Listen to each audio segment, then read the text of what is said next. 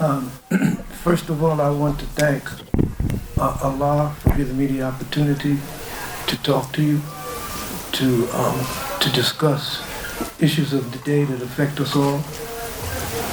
I also want to give my thanks to the host of the masjid for bringing me from Africa here. And I also want to express my appreciation for being able to have met last night with some of the brothers and sisters of the community who are actively involved in work in the community. And of course, I'm humbled by having the opportunity to talk to all of you. I'm going to take this occasion to issue a challenge and a call to the presidential candidates that are running as independents, the three organizations, the three individuals that are running for a president of the United States. Their purported purpose for running these campaigns is to bring together poor people, people who are marginalized, those who were victimized by the capitalist, white supremacist construct that is the United States of America. And I'm going to challenge them to go beyond their individual campaigns and lead and call for a united front against fascism, imperialism, white supremacy, and the oppression of working class people in this country. So I'm going to take this occasion to do that, and I just wanted you to know that in advance that I don't usually read a presentation. I usually, freestyle, but this time I'll have to do it because I'm issuing this type of challenge and call for unity. Today is the, I believe it's the 99th birthday. Yes, sir. Anniversary of Al-Hajj Malik Shabazz, Malcolm X. And it's also the anniversary and birthday of Ho Chi Minh, the leader of the Vietnamese people's struggle against imperialism and colonization. So I just want us to keep in mind that these two great historical figures were born on this day, and on this day, I think we should commit ourselves to upgrading our commitment and struggle to liberation of all oppressed people, but especially to liberation of the Ummah. Allah subhanahu wa ta'ala tells us that we are the best evolved of humankind. We enjoin what's right and forbid what's wrong. And he urges us, the Muslim, the believer, to stand for those who can't stand up for themselves, to fight for those who can't fight oppression and tyranny themselves, to feed the hungry, to house the homeless. In other words, we are the best evolved of humankind. We enjoin what's right and we forbid what's wrong. And on this day, in 1964, April 12th actually, in 1964, Malcolm X spoke at a Christian church in Detroit. And his speech was recorded for history as the ballot or the bullet. I don't know how many of you here have actually heard this speech before. I would assume many of you have. It's one of his foremost speeches, but the reason why it's important today is because we are living in a historical moment, in an election year, when the issue for many oppressed people in Palestine, in the Sudan, and all across the Sahel in Africa, the question is, for them and for us, is it the ballot or the bullet? And On April 12, 1964, 1 month after splitting with the Nation of Islam, Malcolm X gave his ballot or the bullet speech at King Solomon Baptist Church in Detroit. In the speech, Malcolm X described how blacks should fight for civil rights in America. Malcolm X emphasized the worth of voting as a solution to ending discrimination against black people. He addresses both the poor voting decisions and also the denial of legitimate voting rights to black people. He proclaimed then, quote, "I am a Muslim minister, the same as they are Christian ministers," speaking of his hosts. "I'm a Muslim minister, and I don't believe in fighting today on any one front, but on all fronts. On all fronts." He went on to say that he was not just a minister, or as some here today would call an imam, but he had a political consciousness. He was a conscious activist. And his consciousness grew out of the consequences of his people's experience in racist America. Consciousness comes from our social being. We are all creatures of our social being. And our social being determines our thinking. It determines how we look at the world, how we interact with each other.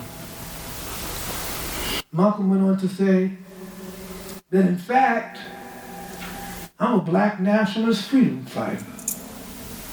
Islam is my religion, but I believe my religion is my personal business.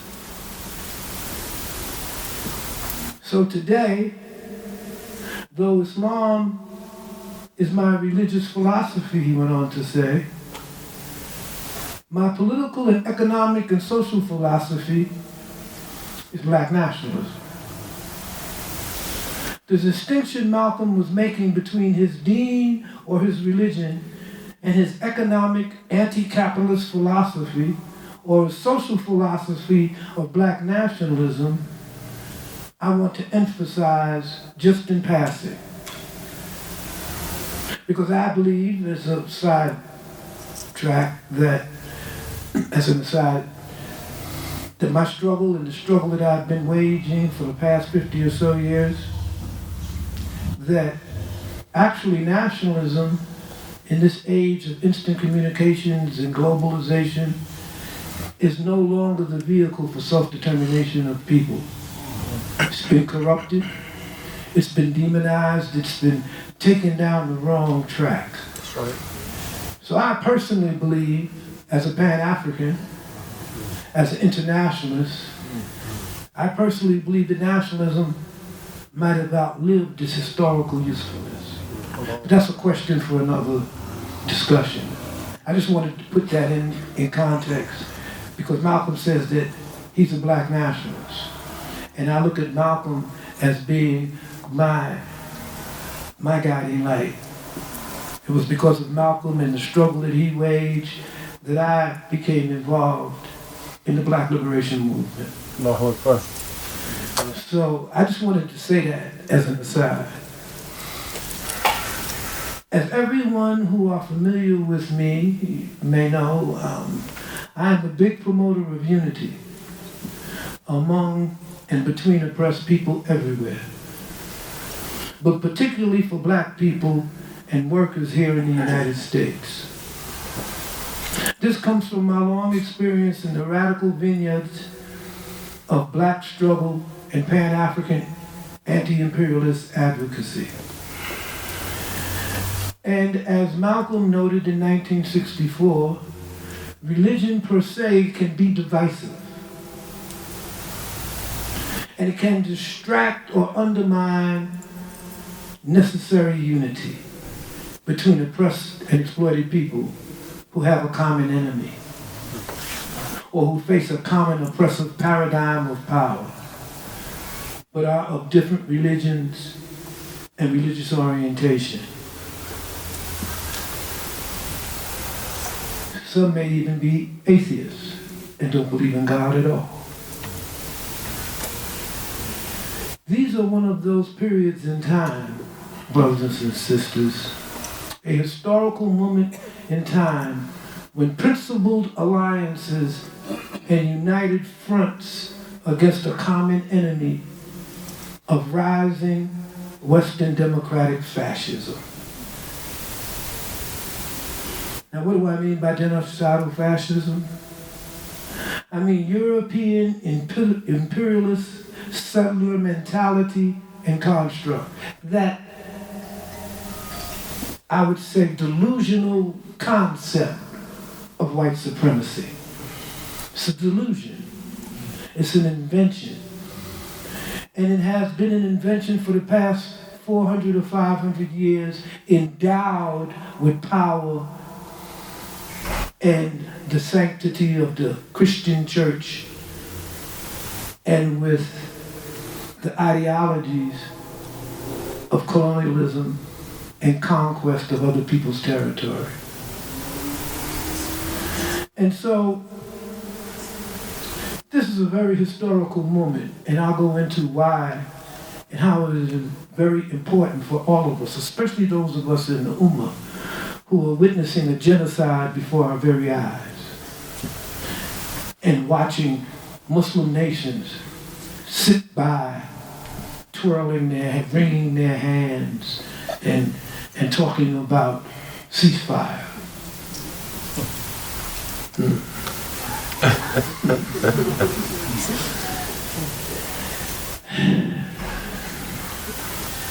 As for the survival of the downtrodden and exploited peoples of Africa and Western Asia, and right here in our backyard and in Latin America, solidarity now is of maximum importance. Maximum importance. We need solidarity here and in the diaspora and abroad. Some of us families have migrated to Babylon. This is what I call America, the modern day Babylon. Some of our families have migrated here. Many of us came to this same Ummah and this same Jamaat from different places in time and space and in different conditions of life. But we all are here now together. And we all share a common bond, a common connection. And foremost amongst this has to be the understanding that the only party for the Muslim is Hezbollah, the party of God. And God commands us to stand for truth, even if it's against our own soul. So for those brothers and sisters here who may think that unity is an aberration or damnation of their deen, please go back and read the Quran again. Where Allah tells you that you're the best evolved of humankind, and you stand for what's right, and you forbid what's wrong. And surely we know that the U.S. colonial proxy, the Zionist, racist settler state of Israel, is wrong. Dead wrong. And all those nations and all those governments that support it covertly and overtly are wrong. This is why people have taken to the streets around the world to protest the genocide of our Palestinian brothers and sisters. An entire generation is waking up to the lies that were told them by their government. And some of them are coming to the masjid to sit amongst us and see what we're talking about. And if we are the best examples for humankind, this is the time to take leadership. This is the time that we should show what we are about. what we stand for. This is our time. And so solidarity is something that we have to latch on to. But a brother was here just a little while ago talking about the radical tradition of the liberation movements and of the Muslim Ummah. And this tradition goes back. It goes back to before I was born in Harlem, when Marcus Mosiah Garvey and the United Negro Improvement Association was talking about pan-Africanism and pan-African unity. Do you know who studied and were trained and influenced by Marcus Garvey and the UNIA? Ho Chi Minh. Ho Chi Minh lived in Harlem for almost 2 years and attended UNIA meetings. You know who else was influenced by Marcus Garvey and the UNIA? Kwame Nkrumah. In fact, the black star in the middle of the Ghanaian flag is a testimony to Mosiah Garvey's Black Star Line and Black Star Unity businesses. So we've had a long tradition of identifying or influencing other people's movements for liberation.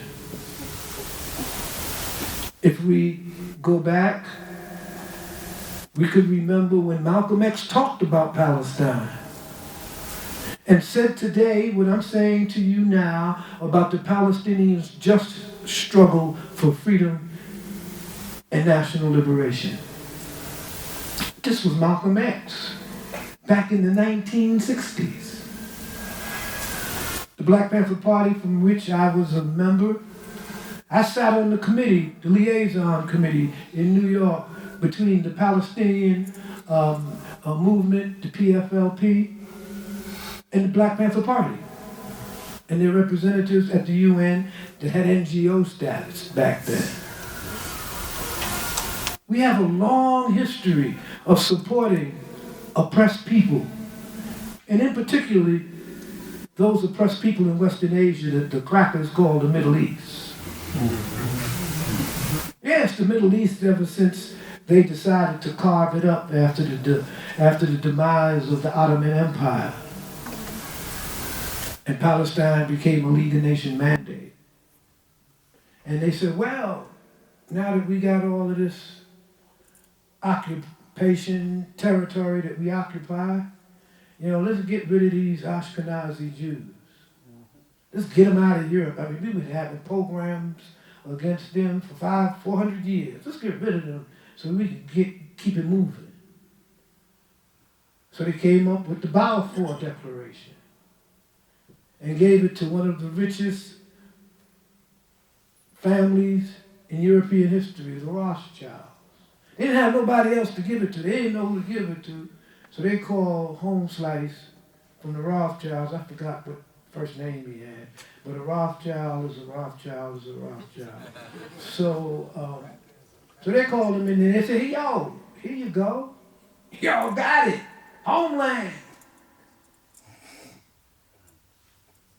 And Theodore Herzl, an atheist, who didn't even believe in Judaism himself personally, said, cool, we're going to establish a Jewish homeland. The question was, well, where were you going to do this at? And there was a whole bunch of ideas. They was even talking about going to Africa. Hey man, let's go in Africa, knock them niggas out the box and get some territory. He said, man, we don't look like them. We're going to be in kind of a bad fix there being the only white nation in the middle of Africa talking about we Jews. So yeah, you got a point. So what about the Levant? What about Palestine? Yeah, that's right. That might work. All we got to do is wipe them out, and it's ours. Who gonna stop us? So they began. Up until that point, up until 1923, Muslims and Jews lived in peace and harmony with each other in the Levant, in Palestine. And we could even go back further to the Andalusia, Spain, when the Moors, the Muslims controlled Spain for hundreds of years. Sephardic Jews, the Ashkenazis didn't exist yet. They hadn't taken their equivalent of a Shahada yet. And they hadn't migrated from the Caucasus Mountains regions of the Baltics yet. But the Sephardic Jews in Palestine enjoyed equality in the Muslim community of the Moors. They contributed to the culture and to the civilization of Moorish Spain. And then here come these crackers. Here comes the Spaniards and the Franks and the Goths and the Visigoths. All of these crackers from the north. And eventually by 1492, they had overran Spain. And the first thing that they did was establish the Spanish Inquisition. Everybody had to pledge allegiance to the Christian Pope, to Christianity, or otherwise they were going to be tortured and murdered as heretics and witches and warlocks. The Sephardic Jews were run out of Spain into North Africa and eventually into the Levant via Egypt and the Suez. But the Inquisition set a tone and a precedent for the treatment of perceived Jews historically in Europe. You know, according to the Christian dogma and religion, the Jews killed Jesus. I mean, Jesus was a Jew, but it doesn't matter. They collaborated with Rome to slay their savior that they call God. So the Christians had it in for Judaism. It was like they was on a permanent jihad when it came to the Jews. So by the time the Ashkenazis began to migrate from what is now the Baltic states, the Balkans, Eastern Europe, into Germany, and converted to Judaism, they were speaking Yiddish,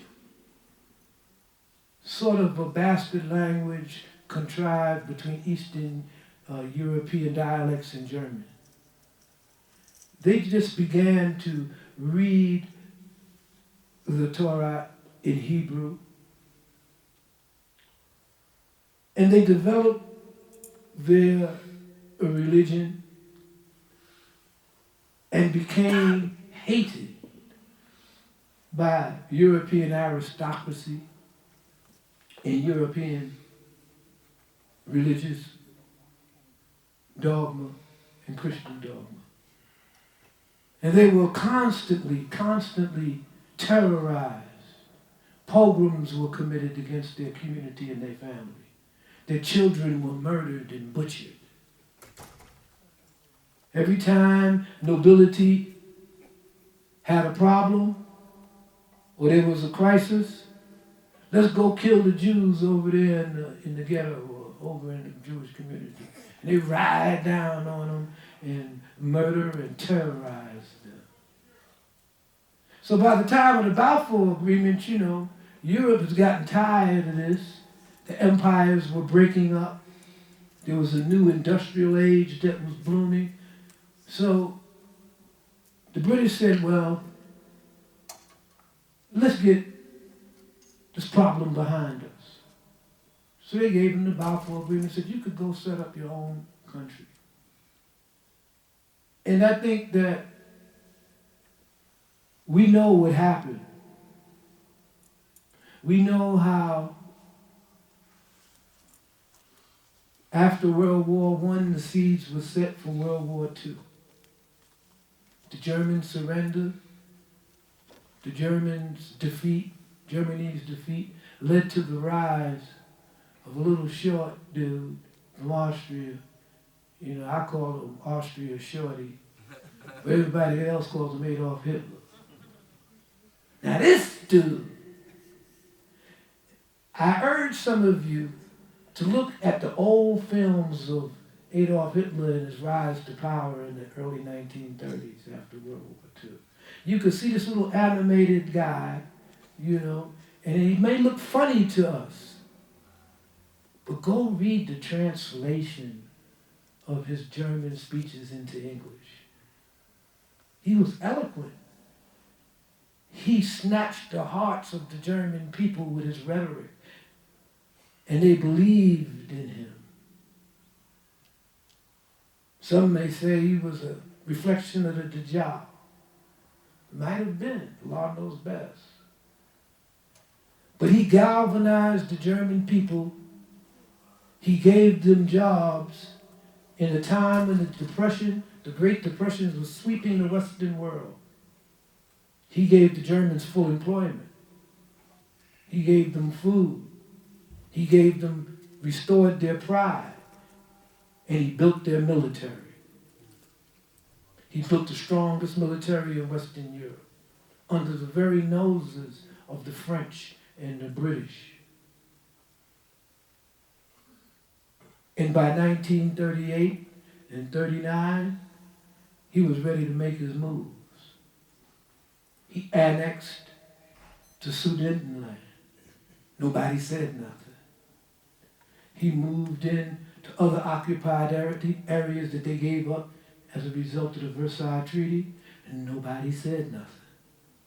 He said, man, this is a walk in the park here. Ain't nobody trying to help nobody else. Let me go and do my thing. So he invaded Poland, and everybody got upset because they had allies and stuff with Poland. And so as we know it, World War II began. It was one of the most deadly conflicts in human history. Over 100 million people died during this war. 25 million or 27 million alone from the Soviet Union, which is now called Russia. The United States lost in that war a total of less than 500,000 soldiers. They paid the least price because the United States was never physically invaded. It became the war machine of the Allies.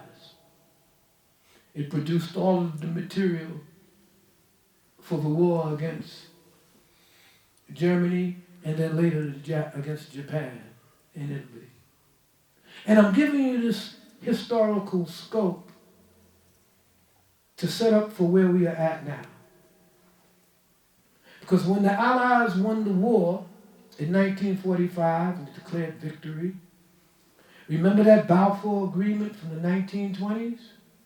Well, by then, 6 million or so Ashkenazi Jews were slaughtered by that little short guy from Austria. 6 million. And over 2 million Roma people. And another 2.5 million Slavic people. This dude was killing people on an industrial scale. Never before has humankind seen such mass murder on such a large scale.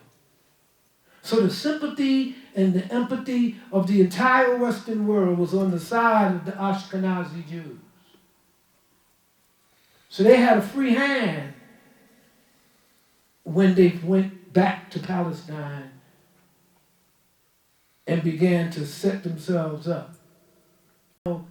That one of the British, some of the British prime ministers were down with the Irgun gang that murdered and blew up British soldiers.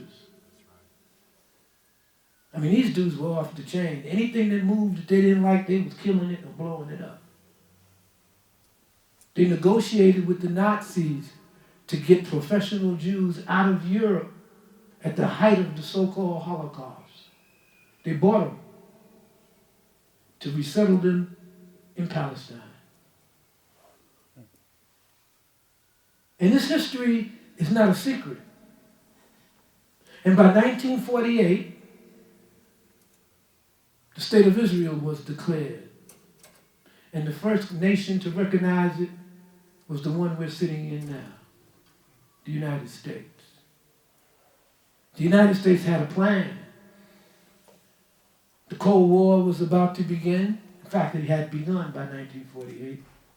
The Cold War had just begun, and the enemy was the former Soviet Union and China, so-called communist nations. So the United States had to set up its hegemonic power all across the region and the world. The United States revitalized Japan after bombing them into the Stone Age. After dropping 2 nuclear bombs on Japan, the United States occupied Japan and began to pump money into its former industrial families that had financed Japanese imperialism. And that's a whole nother story. Japanese imperialism was no joke. It was no joke. But you know what they used in order to conquer Asia? You know the ideology that they used? They used the hatred for the European colonists in Asia and India. They turned that hatred against the Europeans with the ideology and the slogan, Asia for the Asiatics.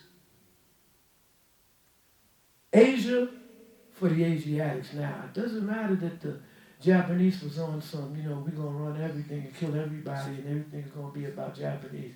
But they knew that the people of Asia hated the French and hated the West. So some people said, well, better another Asian than these crackers, and help them. So the hatred of a people can be turned in a way that they defeat their own self-interest and don't even realize it. It's very important to understand how that could happen, because it's happening now, right before our eyes.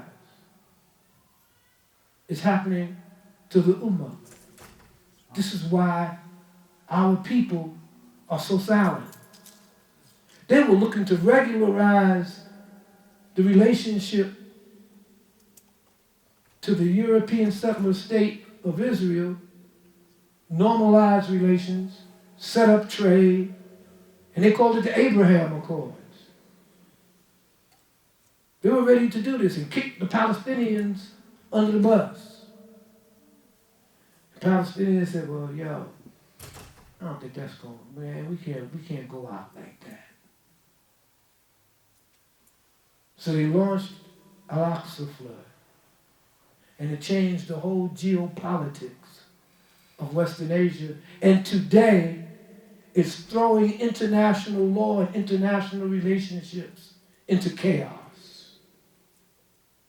One action of an oppressed people for their human rights and their humanity has changed the geopolitical atmosphere of our time. It was a brilliant action. Took the Zionists completely by surprise. They didn't know what time it was. They were shooting each other. They were so scared. So they used that as an excuse, as a raison d'etre, as a reason to carry out the final phase of their occupation of Lebanon. And that was the total extermination and genocide of the Palestinian people. And this is what we're witnessing now. And what we're witnessing now is a continuum of all these events that I just laid out to you. History doesn't repeat itself, brothers and sisters, but it rhymes. And what are we rhyming with now? We're rhyming with a genocide of a European settler state that had occurred historically at least 4 or 5 times. This nation state is a European settler state, just like the state of Israel. It exterminated the indigenous and native people and put them on reservations and took their land. That's right. Not only did they take the land of the indigenous people here, they took some of the land of the Mexicans. Texas, California. Why do you think you call Los Angeles? You think that's in English? San Francisco? Is that English? Los Alamos, all of that stuff? Spanish. This used to be part of Mexico. And if we go into the history of this acquisition and war against the Mexican-American War, we'll see that after the conquest of these lands and the defeat of Mexico, came an American president named James Monroe, who said that everything in the Western Hemisphere was the backyard of the United States. It's called the Monroe Doctrine. No other country, no other power could have any influence in this area other than the United States. And the United States, under the Monroe Doctrine, began to exploit and rape the resources of Latin America and the indigenous people in Latin America.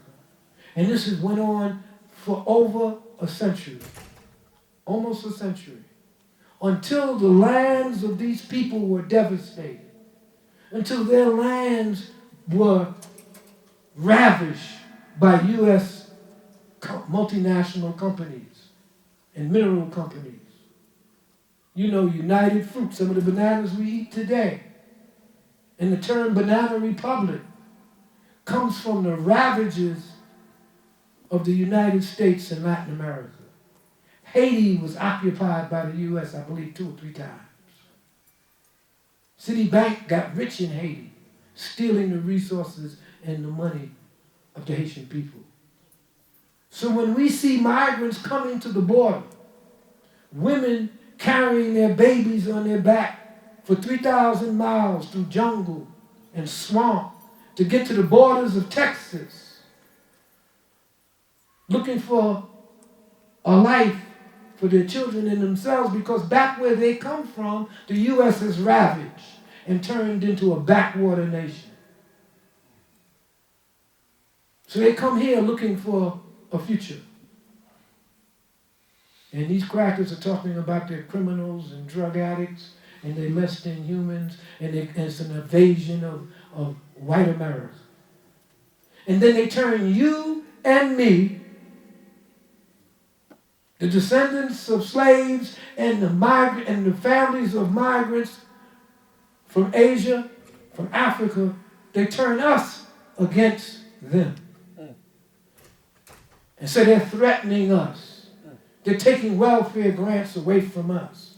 They're opening up beauty salons and nail polish, nail saloons. Then they're taking the dollar out of our community.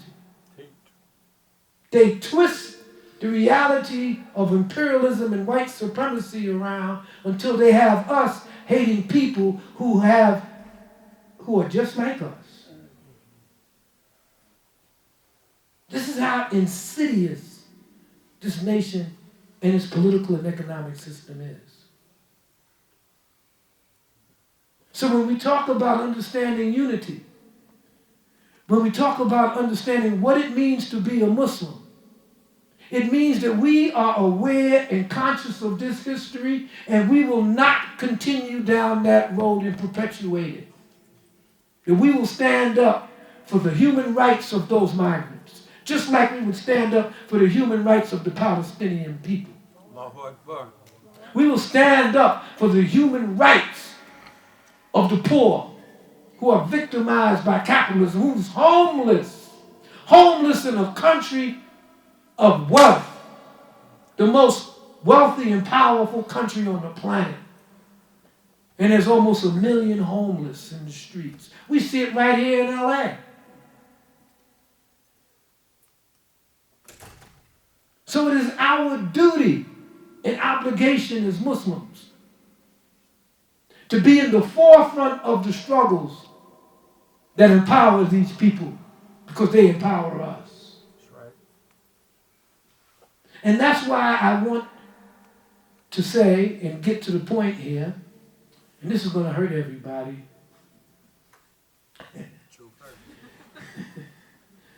I went off on a tangent because I wanted everyone in here to understand that some of us have taken refuge in the deen. We have taken refuge in it from all of the worries and the stress of modern capitalist white supremacy. I remember when I first took my Shahada almost 50 years ago that Muslims were struggling to get alternate side of the street parking on Friday. This was a struggle. Serious. If you brought your car to Juma, man, you might have a ticket on it after Salah. We had to fight and scuffle to get alternate side of the street parking. And then many migrant Muslims came to the U.S. And they got financing from the countries where they came from, whether it was Pakistan or wherever. And they built these beautiful masjids, brand new from the ground up. But the black folks who were Muslims here, all their masjids was in storefronts. Right. Empty supermarkets. And when the migrant Muslims came to the U.S., they used to look down on what we call indigenous Muslims, black Muslims. They used to look down on our struggle against white supremacy and for civil and human rights. They used to look down on these struggles against police brutality and say that these struggles were not fi sabilillah. So therefore they were not worthy of support. All of this happened until 9/11. Up until 9/11, Islam was the fastest growing religion in America. I don't know how many of you are old enough to remember that. But before 9/11, Islam was listed as the fastest growing religion in the United States. After 9/11, man, we went from 90 to 0 in like no time. We became automatically terrorists. If you had a Muslim name, you was automatically on the terrorist list. They infiltrated our masjids. They set up our young people who showed discontent against U.S. foreign policy. So they were terrorists scheming to commit terrorism. And usually it was an FBI agent or some agent, police agent, that came up with the whole plan that was talking all the stuff. And some of these kids are still in prison today as we speak. So, they began to infiltrate our masjids, intimidate our imams so they would stand up and give these ridiculous khutbahs about how the system, we're Muslims and we have to obey the laws and we can't do this and we shouldn't do that.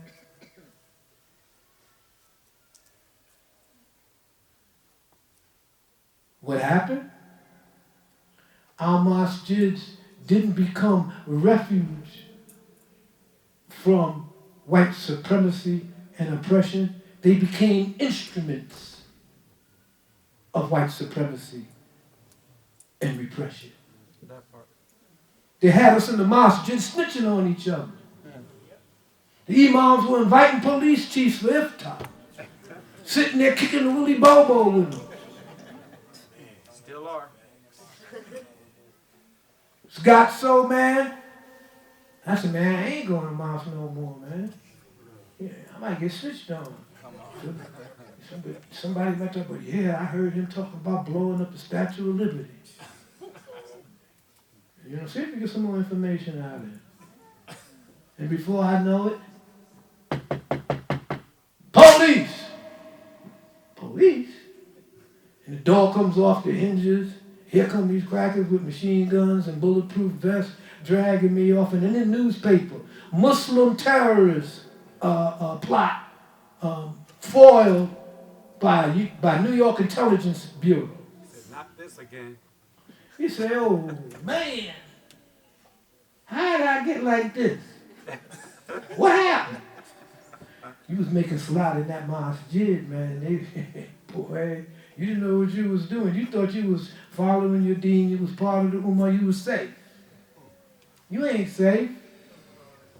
The only safety we have is in Allah. And so, we are here now. And genocide is being committed in the Sudan, in the Darfur. Over 10 million people, women and children, are facing imminent starvation in the Darfur. Why? Because the Arab regimes of the UAE, these family dynasties, the UAE, Qatar, and Egypt, are financing the former Janjaweed, so-called RBF, I think they're called, and they're Arab-speaking Muslims slaughtering non-Arab-speaking Africans. And they're financed under the table by guess who? Same ones that's financing the Israelis, the U.S.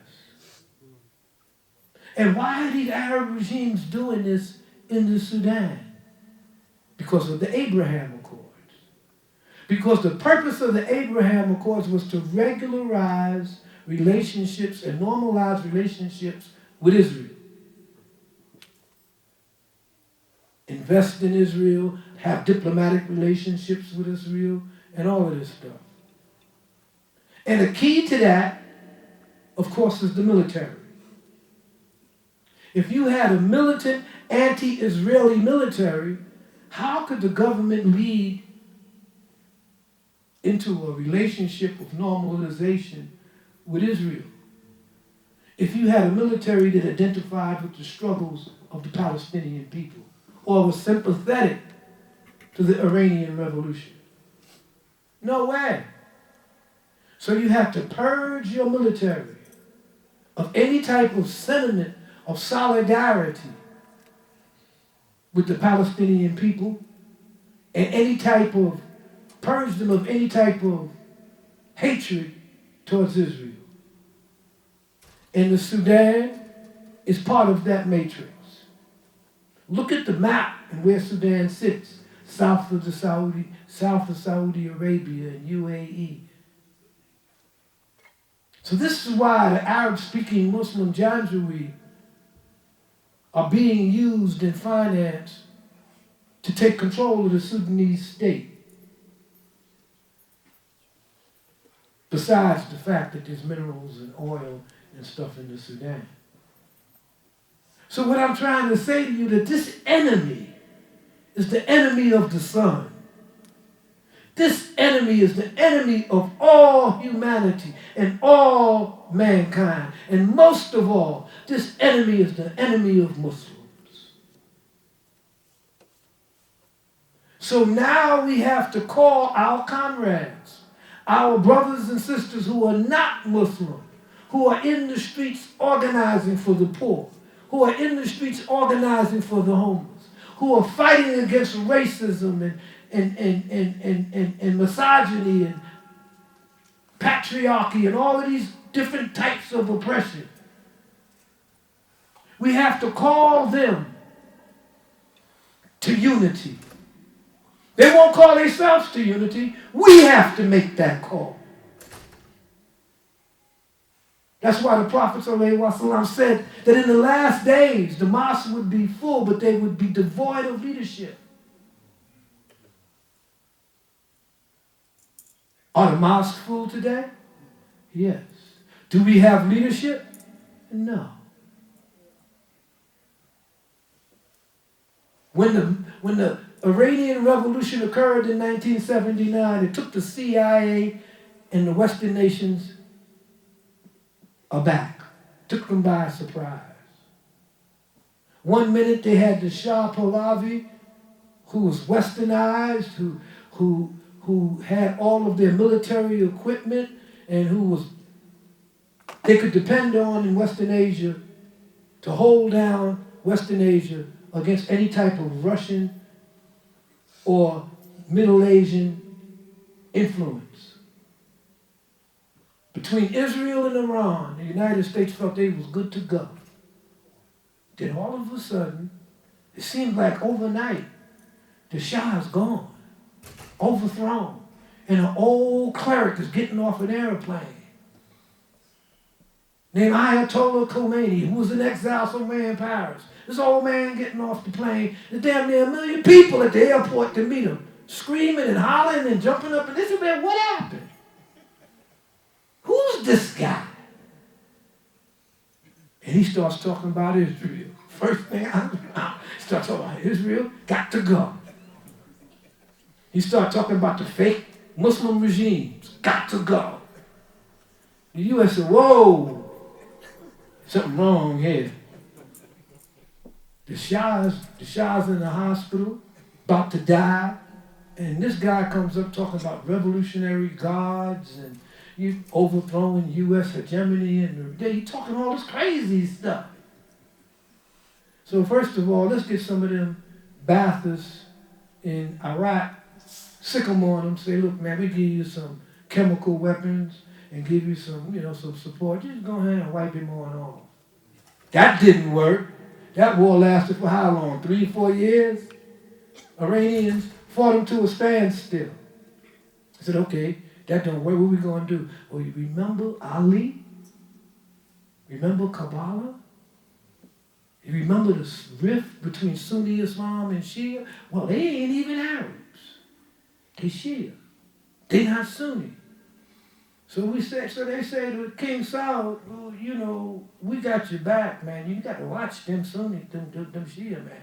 They gonna come in here and take over Mecca. You talking about boss? What are you talking about? He ain't coming in here. Don't worry, we got your back. We're gonna set a little base up over here. Contrary to the Sunnah, where foreign soldiers are not supposed to be stationed in the Hijaz. They're not supposed to be on Islamic and Muslim soil. But it's okay, we get American airborne units in here, drones and all of this. It's all good. We got you, King Saud. We got you. You and the family, don't even worry about it. Just keep that oil flowing, and we're going to make sure that these crazy Persians don't do nothing stupid. So, here we are today. The Saudis, well, we know where the Saudis are. And we have to ask ourselves, we have to search the hadiths and the sunnah to find what are we going to do with these people that are keeper of the holy places. They're also keeper of U.S. hegemony and imperialism. How do you reconcile that? You don't. And everybody knows the hadiths about the last days and the black flag and the bakah. We all know that. We keep it away from white folks when we can and from these crackers. We're going to think that we anti-quote Semitic. you know. You know the hadith where every bush and every tree screams out, there's a Jew behind me, kill him. And that's anti-Semitic. But he can't be really anti-Semitic because the Ashkenazis are not Semites. The real Semites are the Palestinians. So when we think about it, Zionism is anti-Semitic. Because it's killing, these are Europeans killing Semites. But they done flipped the script, and if you try, you gotta give them credit now. I mean, you gotta give them, that's some slick, man, listen. Con game like that, you couldn't learn in the South Bronx or Harlem. You couldn't learn no big game like that. Now you see it, now you don't. So where did it go? It's right here. Oh! they got it. They got us, they got folks believing that they the Semites and the Palestinians are what? They're from the planet Mongo? Well, who are the Palestinians? If you Semitic and you Ashkenazi and you were speaking Yiddish before you came here, you from the Ukraine, you from Poland, you from, they from here. You know they forbid DNA tests in Israel, you know that, right? If you take a DNA test in Israel, you're going to jail.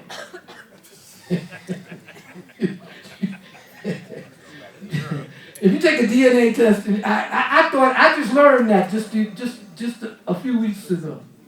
Somebody would have told me this. I said, that's not true. You exaggerate. But it's true. Because they know they have no connection to Western Asia and Palestine. Imam Jamil al-Amin said, and I'll never forget this, one day he was talking, he said, Akhi, all that's not real is camouflage. All that's not real is camouflage. I thought about that for years, and he's right. They camouflaged themselves and said, God gave us this land. This was promised from God. So anything we do, it's all good with God. And you and your international laws, that don't matter because it's in God's hands. You see? This is our land. But don't take a DNA test. Because that's against God's decree. You see? So, I want to say to those amongst us who are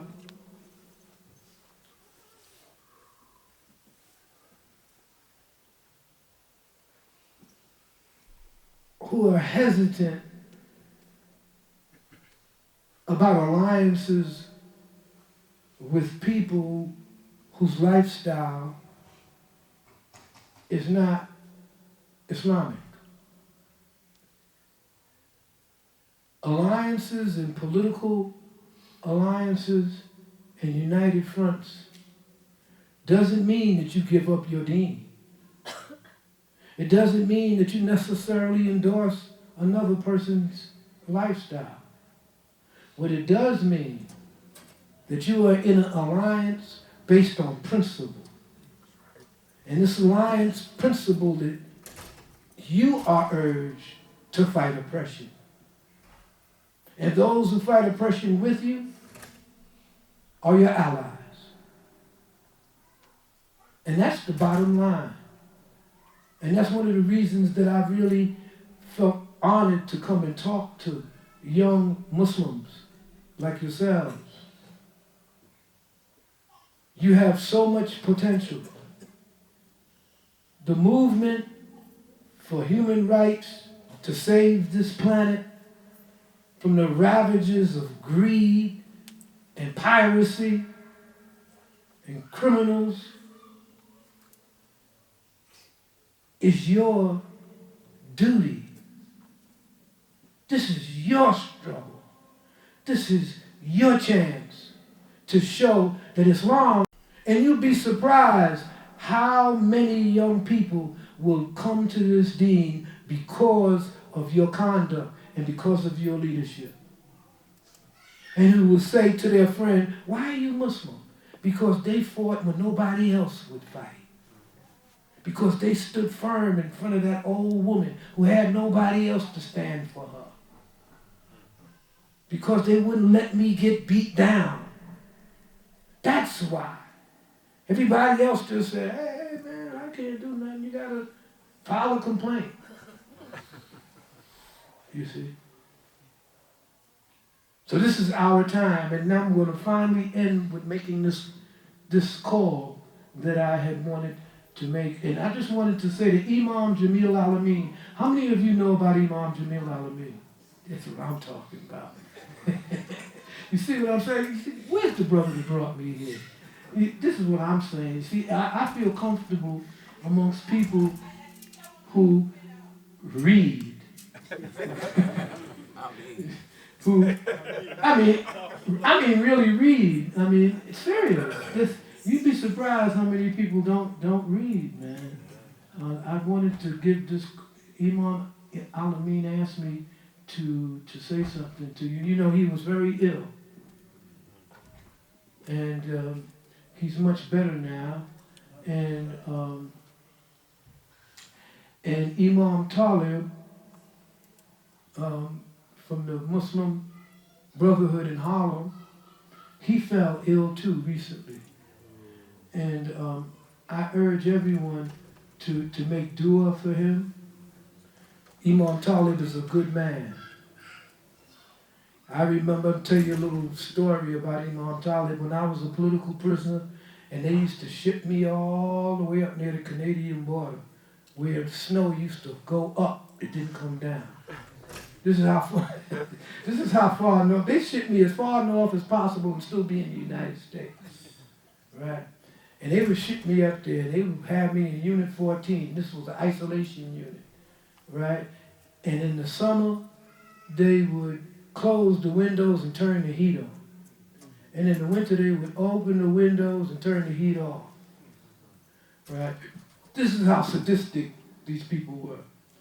And whenever they would ship me up there, it took almost 12 hours to travel from New York City to Dannemora, Clinton prison, right? And some mornings I'm in the cell in Unit 14, and I look up, and there's Imam Talib. Assalamu alaikum, brother, you all right? Say, Imam, how are you? I'm okay, how are you? For 19 years, he was a chaplain in the system. He was a companion of Malcolm. And he had the Islamic Brotherhood, and he asked me to read this message to you. I said, Imam, is there anything you want me to tell the brothers and sisters when I speak? He said, he sent me this quote from Jean-Paul Sartre, The Introduction to Wretched of the Earth. And in this quote it says, each generation must, out of relative obscurity, discover its mission, fulfill it, or betray it. That message is to you. Each generation of Muslims must discover their destiny and betray it or fulfill it. I urge you, brothers and sisters, to fulfill our destiny as Muslims in this time, in this age, in this place. And I want to end by saying and this is where we get in trouble. Okay? I'm going to end by saying, it is here I must pause for reflection. Malcolm X proclaims then in 1964 that the time when white folks could mislead black people was over. He stated then that the time when they can have black leaders mislead us is over. However, since 1964, we see that brief period Malcolm speaks about before his assassination several months later no longer exists today. There are more black faces in high places today than ever before during our torturous sojourn as kidnapped African people that began before Britain's colonial renegade settlers declared independence in 1976. Over 248 years since the Republic of the United States of America declared independence, black people, African people have no collective political power whatsoever. Black elected officials routinely lead black people away from thinking and organizing in their own best interest.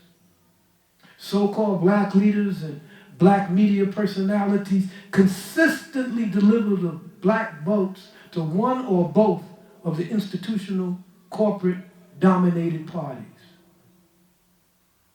From the time when urban uprisings in the 60s and early 70s rocked the United States, white supremacist institutional domestic policies forcing symbolic black inclusion programs and educational institutions, from that time until now, the government has enshrined and created a comprador class, a sellout class. And these people are empowered today. They're part of the Democratic Party that's telling us if we don't vote for Genocide Joe, we're going to get the orange man. There's a choice between Genocide Joe. He might drop dead before the November election. But there's a choice between him and the orange man. Hey, what kind of choice is this? Some people say, well, you know, it's the lesser of two evils. We know as Muslims, the lesser of evil, of two evils, is evil. We ain't going to win with that one, you know? So, this comprador class was and still is dedicated to symbolic reforms. Reforms that don't really mean anything. Which, like Imam Jamil says, is camouflage. It's camouflage of an economic system that exploits working people and poor people, that sucks the energy out of our communities. And so right now, given the situation, I have reflected and consulted with comrades and activists both here and in the U.S. and elsewhere. I believe that this historical moment that we are in, when genocide against the Palestinian people by the U.S. proxy racist settler state proceeds unabated daily before our eyes. We are also witnessing a genocidal campaign in the Darfur region of Sudan that's covertly supported by U.S. client Arab regimes who signed on to the U.S.-sponsored Abraham Accords, aimed at normalizing relations and trade with the Zionist settler state of Israel. While across the EU, the European Union, in France, in Belgium, in Austria, Italy, in Britain, the rise of right-wing authoritarian fascism is on the march. Anti-migrant racism is on the march.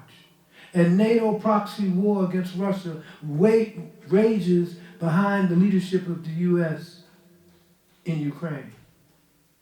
The military-industrial machine, never before in the last 50 years has there been a time like now. Fascist, authoritarian usurpation of a questionable electoral college system, militarized police repression, repression of human rights, and more need to be addressed now. Yet we have 3 and somewhat radical reform campaigns for the presidency of the United States. 3.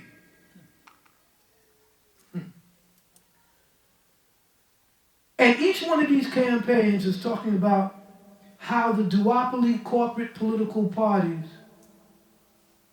are not an alternative to the liberation of working people. Each one of these campaigns is saying essentially the same thing, advocating for the same people, centering their campaigns around the same reforms. Yet they are running separate campaigns when young people in progressive movements are searching for a viable alternative to the corporate-dominated political narrative. The potential for creation of a mass progressive movement, empowerment of organizations and people fighting for the liberation of their communities is a necessity. Unity is a necessity. Yet it seems that these 3 campaigns are oblivious to this historical moment, although they claim the opposite in their individual campaign literature. Here's a flash from the Green Party candidate, Jill Stein.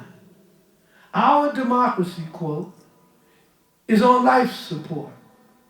Belief in our political system is at a historical low. And the number of Americans who feel that neither establishment party represents them is at a record high. We need to work towards equity and honor the human rights of every individual. It's time to come together to ensure true justice for all. This is Jill Stein of the Green Party. She's calling for unity. She's calling for justice for all. But she's running her own campaign. Huh. Here's Cornel West, my homeboy.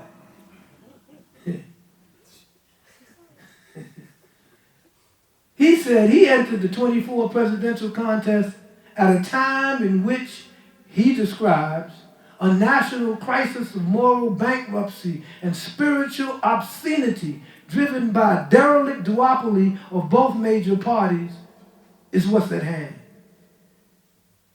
It's Cornel.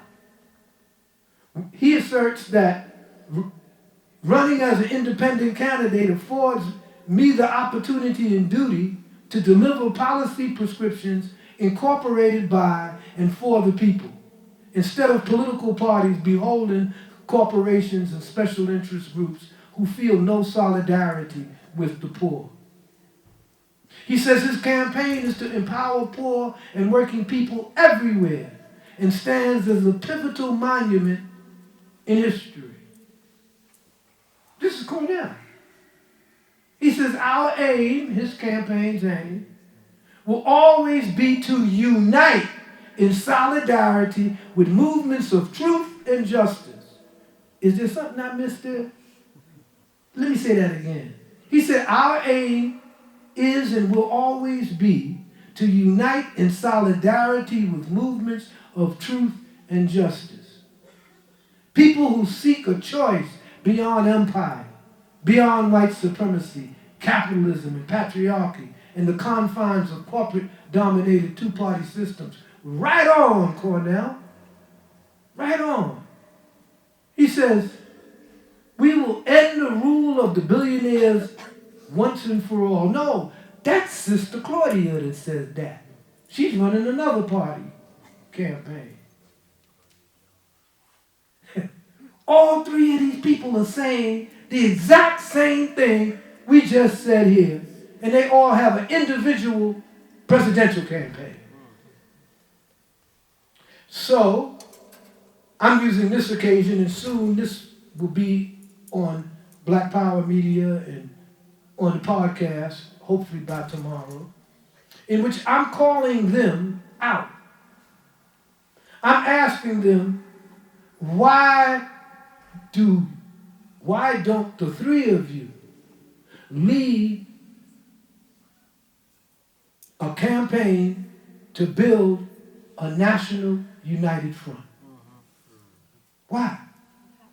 If you don't want to give up your personal campaign, it's okay.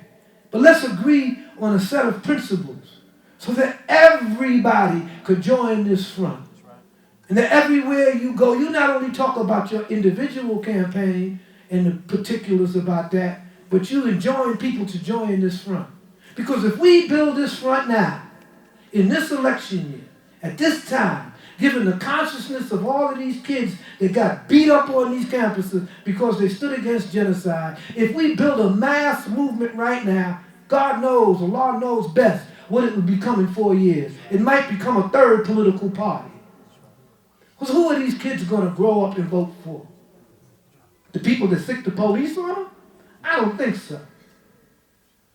So I'm challenging these 3 candidates to come forward and to begin to advocate and build and organize for a united front against white supremacy, anti-colonialism, and anti-imperialism,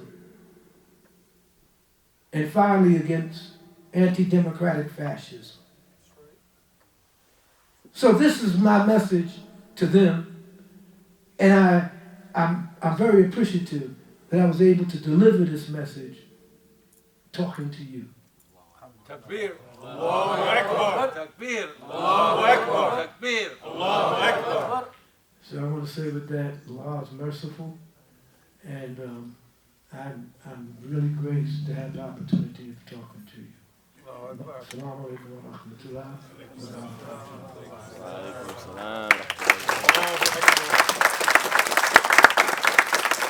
Takbir.